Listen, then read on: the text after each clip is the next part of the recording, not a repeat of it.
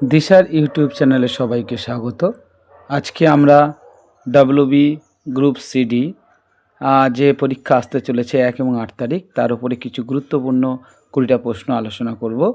আমরা যদি একে একে প্রশ্নগুলো দেখি এবং সব পরীক্ষায় আসবে এই ধরনের প্রশ্নই আমরা সিলেকশান করেছি, ঠিক আছে, ছাত্রদের সুবিধার্থে। আচ্ছা, প্রথম কোশ্চেন কি আছে, মানালি শহরটি কোন নদীর তীরে অবস্থিত?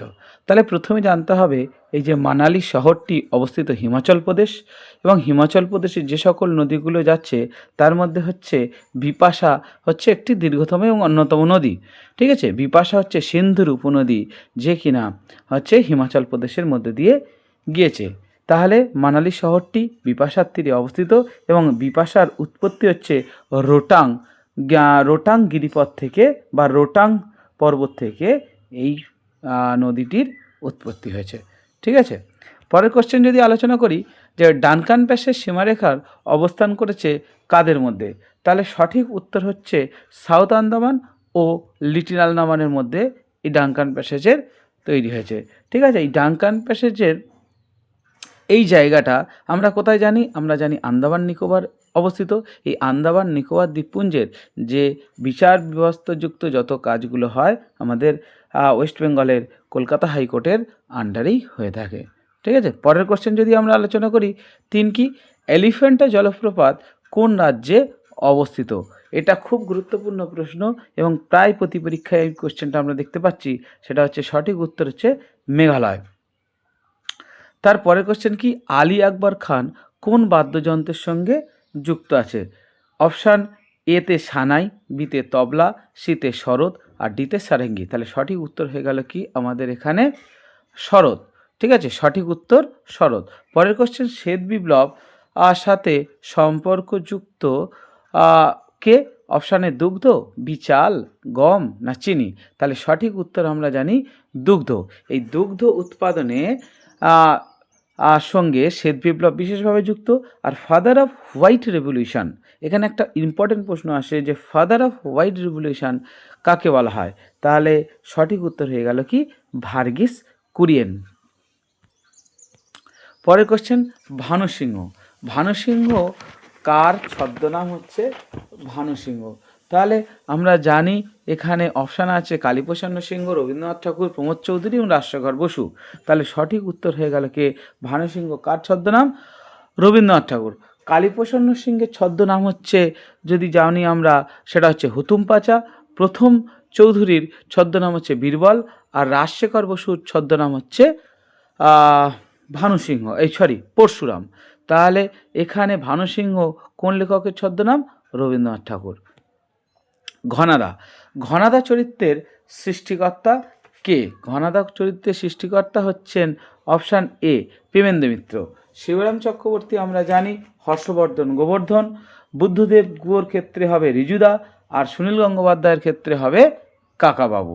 তাহলে ঘনাদার চরিত্রের শ্রেষ্ঠ সৃষ্টিকর্তা হচ্ছে প্রেমেন্দ্র মিত্র। আমি বাকি যে অপশানগুলো ডিসকাস করে দিচ্ছি যাতে তোমরা নোটিং করে নিতে পারো এবং পরবর্তী অন্য পরীক্ষার ক্ষেত্রে হয়তো শিবরাম চক্রবর্তীটা দিল বা বুদ্ধদেব গুহের বা সুনীল গঙ্গোপাধ্যায়ের কাকাবাবুটা দিল, তখন কিন্তু তোমাদের বিশেষভাবে হেল্প হবে। বাতাসের আপেক্ষিক আর্দ্রতা মাপা হয় কোন যন্ত্রের সাহায্যে? তাহলে এখানে অপশান বি হচ্ছে হাইগ্রোমিটার। অর্থাৎ এখানে কি অপশান বি কী বলছে? হাইগ্রোমিটার হচ্ছে বাতাসের আপেক্ষিক আর্দ্রতা মাপা হয়। আর তাহলে হাইগ্রোস্কোপের ক্ষেত্রে কী ব্যবহার করা হয়? বাতাসে আপেক্ষিক আর্দ্রতার যে পরিবর্তন হচ্ছে তার ফলে হাইগ্রোস্কোপ যন্ত্রটা ব্যবহার করা হয়। তাহলে কি হিপসোমিটার কী ক্ষেত্রে ব্যবহার করা হয়? যে সমুদ্রের যে উচ্চতা কতটা, জল থেকে আর মানে মাটি থেকে আর জল পর্যন্ত যে উচ্চতা মাপার জন্য হিপসোমিটার ব্যবহার করা হয়। আচ্ছা, তারপরে কি বলছে অ্যানিমিটারের ক্ষেত্রে কি ব্যবহার করা হয়? বাতাসের গতিবেগ মাপার জন্য অ্যানিমিটার ব্যবহার করা হয়। তাহলে এই ধরনের প্রশ্নগুলো কিন্তু খুব ইম্পর্টেন্ট, যদি সব নোটিং রাখতে পারো তাহলে পরীক্ষায় কমন আসবেই। পরে কি মোপালা উপজাতি ভারতের কোন রাজ্যে দেখতে পাওয়া যায়?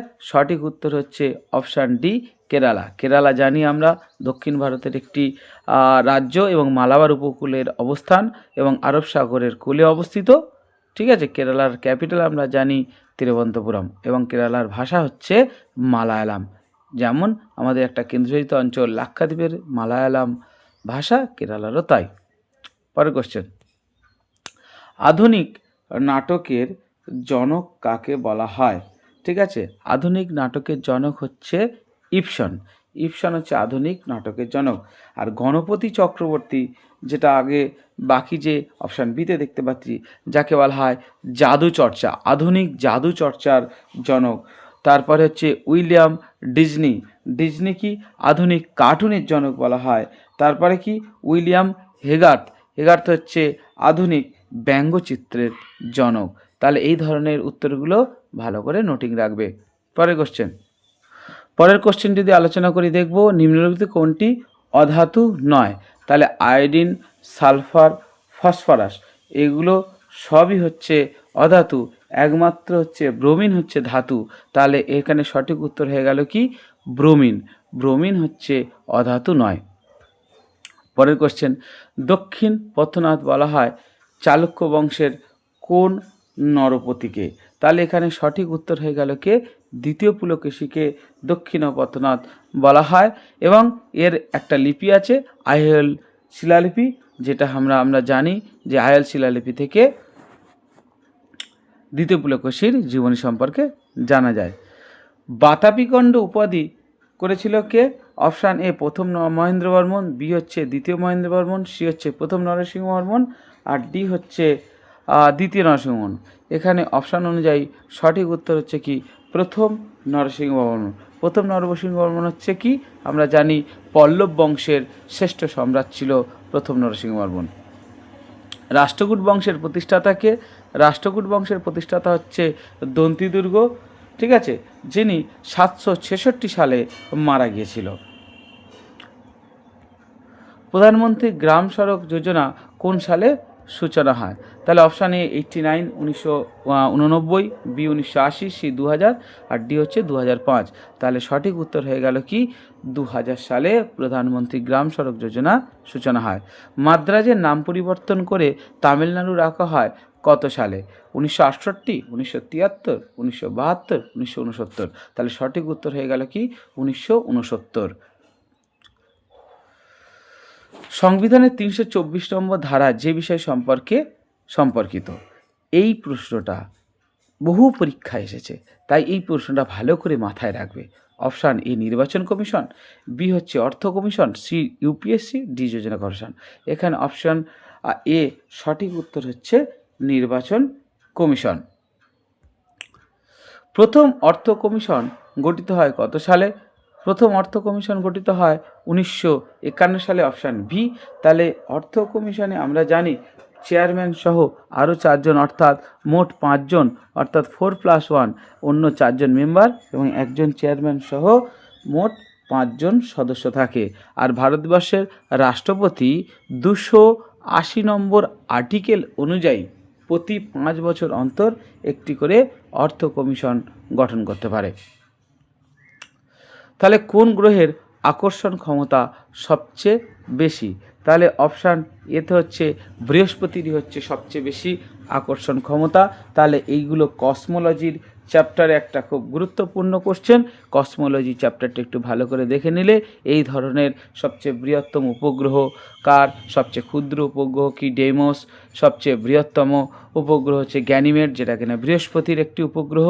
এই ধরনের প্রশ্নগুলো কিন্তু ভালো করে মুখস্থ করে নিতে হবে।